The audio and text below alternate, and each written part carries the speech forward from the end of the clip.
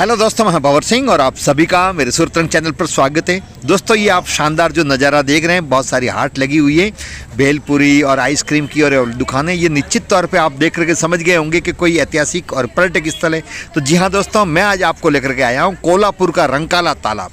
जी हाँ दोस्तों, ये प्राकृतिक तालाब है, प्राकृतिक झील के रूप में परिवर्तित हुआ था ये भूकंप के कारण से। और यहीं पर ये चौपाटी टाइप है जहाँ पर ये बहुत सारी दुकानें, और हमने यहाँ पर ये नज़ारा देखा। और अब हम इस आपको पूरा इतिहास भी बताएंगे इस रंकाला झील का, और यहाँ का शानदार नज़ारे का भी दीदार करवाएंगे। तो ये बहुत सारी जो लॉरियाँ लगी हुई है, वहाँ पर चटपटे खाने पीने की चीज़ें मिलती है। और अब यहाँ एक शानदार गार्डन है और आगे शालिनी पैलेस भी है, तो वो भी आपको मैं दिखाऊंगा। ये बहुत शानदार बागीचा यहाँ बना हुआ है झील के किनारे किनारे, और जैसा अक्सर झीलों के किनारे होता है और वैसा ही नज़ारा यहाँ पर भी है। लोग यहाँ दूर दूर से पर्यटक घूमने के लिए आते हैं। दोस्तों, कोल्हापुर का ये रंकाला झील है, जिसको टंकारा झील भी बहुत सारे लोग अम्ब्रेस में बोलते हैं। ये काले तालाब के नाम से भी जाना जाता है। और इसका इतिहास जो है वो इस प्रकार से है कि महाराजा साहू छत्रपति ने इसका निर्माण करवाया था। और इन्होंने इस झील का निर्माण जो करवाया वो ये पहले से प्राकृतिक झील थी। यहाँ एक पहले खदान थी और फिर बाद में भूकंप आया तो यहाँ पर स्वतः जल प्रकट हुआ। बहुत शानदार झील है जो आप देख रहे हैं। किनारे पर लोग फोटो भी खिंचवा रहे हैं और शानदार ये बागीचा भी है। और ये कोल्हापुर शहर के दक्षिण पश्चिम में स्थित है, जो 3 मील के क्षेत्रफल में फैली हुई है और 35 फीट गहरी है। हालांकि अभी मई महीना है आरंभ में, लेकिन फिर भी ये खूब भरी हुई है और बारिश के दिनों में तलबालब भर जाती है। शानदार बागीचा है, भिन्न भिन्न प्रकार के रंग बिरंगे फूल यहाँ लगते हैं। और आप देख रहे हैं ऊंचे ऊंचे खजूर के पेड़ हैं और ताड़ के पेड़ भी बहुत सारे हैं यहाँ पर है। तो ये बहुत ही शानदार है और ये ऐतिहासिक झील है। यहाँ पर लोग दूर दूर से देखने के लिए आते हैं। और ये है शालिनी पैलेस। दोस्तों, ये शालिनी पैलेस है जो 2014 तक ये 3 स्टार होटल के रूप में चल रहा था, लेकिन भारी घाटा होने के बाद में इसको नगर पालिका को सुपुर्द कर दिया गया। दोस्तों, कोल्हापुर की राजकुमारी शालिनी राजे के नाम पर ये रखा गया है, जो शाहजी महाराज की 4थी पीढ़ी में हुई है। ये महल सुरम्य रंगाला झील की परिधि में 2.5 मील के क्षेत्र में पश्चिमी तट में स्थित है, जो आप देख रहे हैं।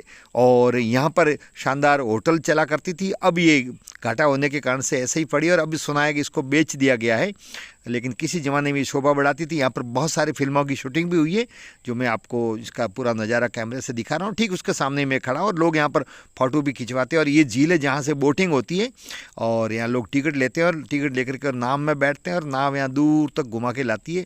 जैसा मैंने पहले ही बताया, इसका लगभग 4 किलोमीटर की परिधि में ये पूरी झील है।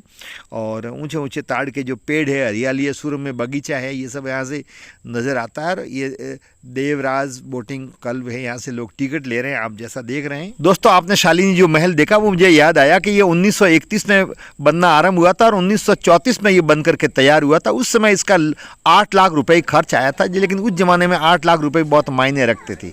और यहाँ लोग ये टिकट ले रहे हैं और बोटिंग करने के लिए बच्चे, महिलाएँ, सभी लोग यहाँ पर घूमने के लिए आते हैं। और बहुत ही प्यारी जगह, बहुत ही रमणीय स्थल है और बहुत बड़ी झील है, जो आपको मैं दिखा रहा हूँ कैमरे से। बहुत सारी नावें जो पड़ी इसमें बैठते हैं, ये स्टैंड बना हुआ है और वहाँ से होते हुए नाव में बैठते मैं आपको दिखा रहा हूँ। दूर दूर तक फैली हुई है ये। दोस्तों, इसका रंकाला झील नाम पड़ने के पीछे भी एक किंवदंती है, जिसके अनुसार इसके पश्चिम भाग में डूबे हुए रंग भैरव मंदिर के नाम पर बनी हुई है।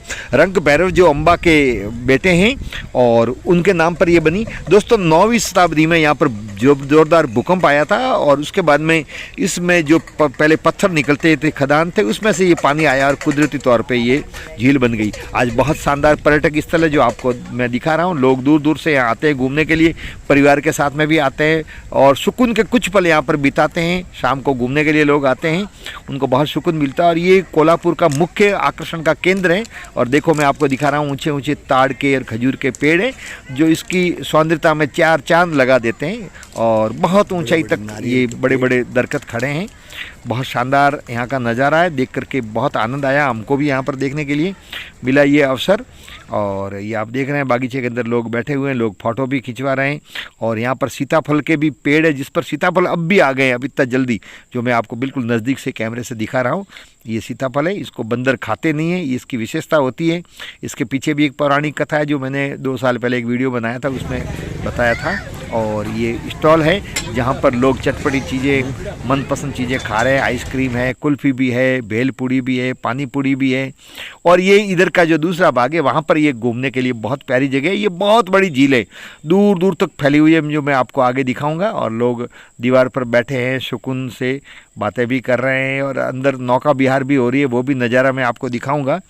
तो ये आकर्षण का केंद्र है। अब पर्यटकों के लिए बहुत अच्छी जगह है। यहाँ पर बहुत सारी फिल्मों की शूटिंगें भी हुई है और लोग दूर दूर से यहाँ पर घूमने के लिए आते हैं। पर्यटक की दृष्टि से ये महत्वपूर्ण स्थान है। अब भी पानी से खूब भरी हुई है, मैं आपको दिखा रहा हूँ। देखो अंदर नावें चल रही है और वो स्टैंड जो पहले उधर हम गए थे वहाँ से मैंने दिखाया था, वहाँ ये लोग टिकट लेकर के नाव में बैठते हैं। और ये बहुत ही शानदार नज़ारा दूर दूर तक फैली हुई है। कहते हैं इसके नीचे एक मंदिर भी था जो अब विलुप्त लगभग हो गया है।